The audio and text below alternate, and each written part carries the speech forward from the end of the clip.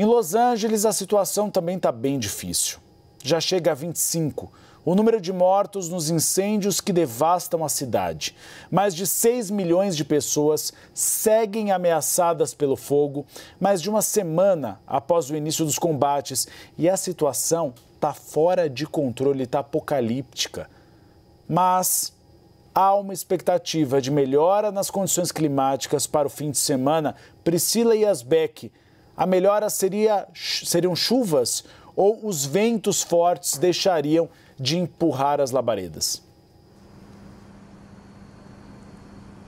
Oi, Uribe, boa tarde a todos que nos acompanham. Os ventos fortes que chegaram a velocidades de 160 km por hora, equivalentes a velocidades de furacões, que devem ser abrandadas, então, no final de semana, segundo as previsões meteorológicas que trazem essa luz no fim do túnel desses incêndios que já duram mais de uma semana. Começaram na terça-feira passada e, infelizmente, deixaram pelo menos 25 pessoas mortas. Mas, ainda assim, os bombeiros continuam o seu trabalho incessante para tentar conter as chamas. Os incêndios de Palisades, Eaton e Hearst, que ficam no sul da Califórnia, no condado de Los Angeles, continuam a queimar, ainda não estão contidos e mais de 6 milhões de pessoas permanecem sob ameaça crítica de incêndio. Esses avisos de bandeira vermelha de situação particularmente perigosa estão em vigor em partes de Los Angeles e Ventura. Também há um aviso sobre poeira para 17 milhões de pessoas que são afetadas na região,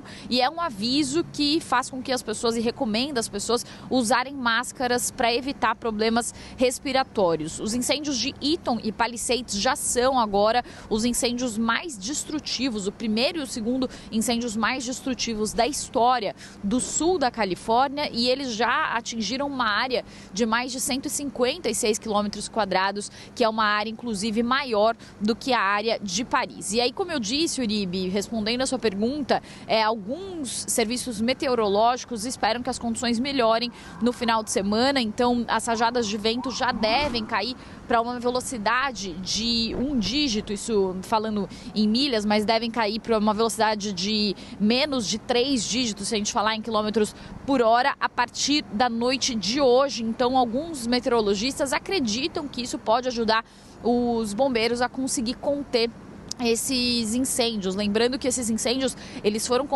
causados por uma combinação de fatores, tanto pela seca que atingiu Los Angeles nos últimos meses, quanto pela enchente do inverno passado, que fez com que a vegetação aumentasse, mas também por causa dos chamados ventos de Santana, que são esses ventos muito fortes, que fizeram com que essa vegetação que cresceu muito inflamável, junto com a seca recente, esses ventos acabaram levando, então, as chamas e os incêndios a se espalharem. Inclusive, Uribe, uma análise que foi feita pela CNN também sobre dados mais recentes das maiores cidades dos Estados Unidos mostrou que Los Angeles tem menos pessoal do que qualquer outra cidade. Então, apesar dessa conjunção de fatores naturais contribuírem para essa tragédia, também há análises que começam a ser feitas também sobre a falta de estrutura e de preparação do condado de Los Angeles para lidar com esse tipo de incêndio e de desastre natural. Eu volto com você.